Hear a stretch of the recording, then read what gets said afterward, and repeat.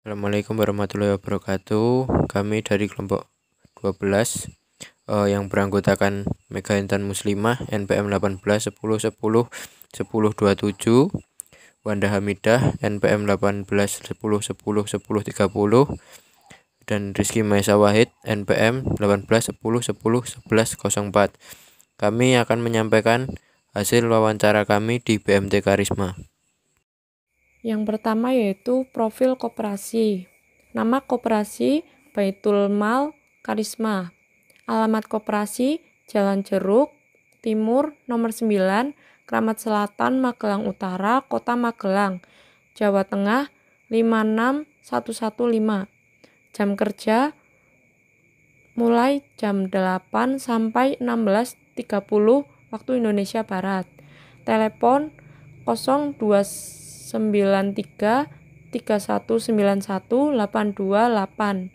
Bergerak di bidang simpan pinjam. Sejarah BMT Karisma.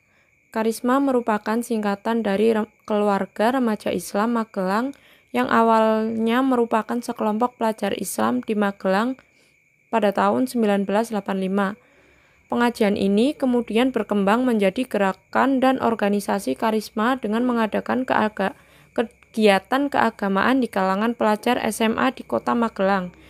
Pada tahun 1994 didirikan Yayasan Pembina Karisma sebagai wadah resmi untuk menaungi aktivitas Karisma. Untuk mendukung pendanaan, yayasan mendirikan beberapa unit usaha dan koperasi. Diawali dari rental tidar komputer pada tahun 1994, lalu Koperasi Harapan Makmur yang kemudian menjadi embrio BMT atau Baitul Mal Karisma pada tahun 1995, lalu Percetakan Madania 1997 hingga sekarang ada KEC, Karisma English Course. Pada tahun 1996, didapatkan Badan Hukum Koperasi Serba Usaha Harapan Makmur sebagai badan usaha untuk menaungi aktivitas unit simpan pinjam BMT Karisma. Sejalan dengan perkembangan lembaga keuangan mikro syariah di Indonesia dan regulasi pemerintah untuk menaungi lembaga sejenis, maka pada tahun 2008 nama lembaga diubah menjadi Koperasi Jasa Keuangan Syariah BMT Karisma tanpa H sesuai dengan nama organisasi yang melahirkan Karisma. Adapun lembaga ini tetap terbentuk koperasi dengan satu kegiatan yaitu simpan pinjam dengan sistem syariah Islam. Yang ketiga yaitu visi dan misi. BMT Karisma memiliki visi menjadi bagian dari gerakan dakwah sosial ekonomi yang menumbuhkan ekonomi umat di Indonesia. Lalu misi yang dijalankan oleh BMT Karisma yaitu merupakan bagian dari gerakan Keluarga Remaja Islam Magelang Karisma untuk mengembangkan kegiatan dakwah di bidang sosial dan ekonomi yang rahmatan lil alamin. Yang kedua yaitu menjadi koperasi jasa keuangan syariah yang mandiri, profesional, dan terpercaya. Yang ketiga yaitu merupakan lembaga intermediasi bagi kaum muslim dengan pengusaha untuk bisa maju dan berkembang bersama-sama. Yang keempat yaitu memberikan layanan sosial kepada anggota dan masyarakat umum dengan pengelolaan ziswaf melalui Baitul Mal. Lalu yang terakhir memberikan kesempatan kepada generasi muda muslim untuk menerapkan ilmunya bagi kepentingan dunia dan akhirat. Struktur organisasi yang tertinggi adalah RAT atau Rapat Anggota Tahunan. Secara menyeluruh dipegang oleh anggotanya. Di bawah RAT ada pengurus koperasi. Setelah itu ada Dewan Pengawas Koperasi yang di bawahnya adalah Direktur Utama. Di bawah Direktur Utama ada Internal Audit. Sedangkan Direktur Utama dibagi menjadi 3. Yang pertama Direktur Keuangan dan Operasional. Di bawahnya ada Manajer Umum, Manajer Operasional dan Keuangan, Manajer EDB. Yang kedua Direktur Marketing dan Bisnis. Di bawahnya terdapat Manajer Marketing, Manajer Bisnis dan Legal. Di bawah Manajer Bisnis dan Legal terdapat Kepala Subbagian CRD. Dan yang ketiga adalah direktur mal.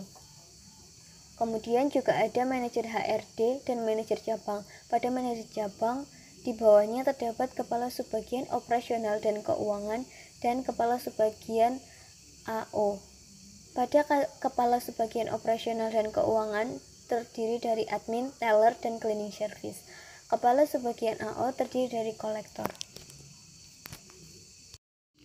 Produk yang ditawarkan ada dua, yaitu produk Tamwil dan produk mal.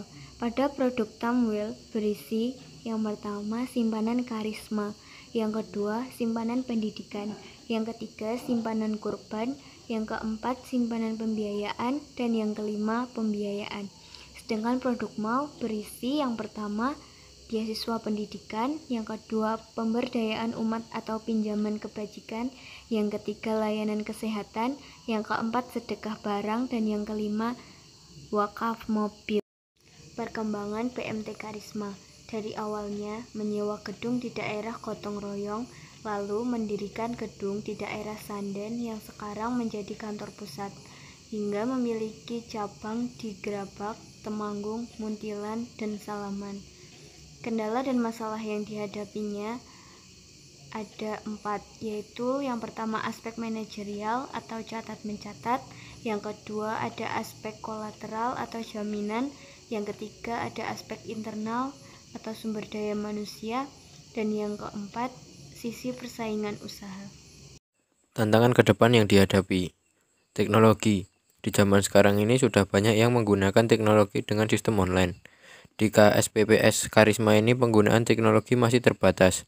Oleh karena itu, KSPPS Karisma sekarang ini dapati menggunakan aplikasi kolektor untuk melakukan pembayaran atau pembiayaan seperti membayar listrik, membeli pulsa, dan transfer. Selanjutnya peluang. Melakukan beberapa program kerja seperti sekarang ini di cabang Temanggung akan membangun gedung baru untuk meningkatkan profit. Keuntungan. Keuntungan yang diperoleh PMT Karisma disebut sisa hasil usaha atau SHU. SHU yang diterima per tahun oleh PMT Karisma sebesar 413 juta. Kelebihan dan kekurangan. Kelebihan. Aspek hukum kekeluargaan. Dengan menggunakan aspek kekeluargaan, PMT Karisma dapat memikat banyak anggota dan memberikan kenyamanan dalam berinteraksi dan transaksi dengan anggota. Kekurangan. Yang pertama, keterbatasan modal. Yang kedua, belum bisa memberikan pembiayaan besar seperti rumah. Yang ketiga, hanya mikro. Kebijakan yang dilakukan koperasi. Yang pertama, apabila ada anggota yang menunggak angsuran, maka ditanya terlebih dahulu. Kemudian disurvei dan memberikan INA atau kelonggaran waktu. Yang kedua, apabila belum membayar, diberi SP1. SP1 terdiri dari Call 1, yaitu terlambat 1 bulan, Call 2, terlambat 3 bulan, Call 3 terlambat 4 bulan, Call 4 terlambat 12 bulan atau lebih. Yang ketiga, kemudian proses lelang barang jaminan.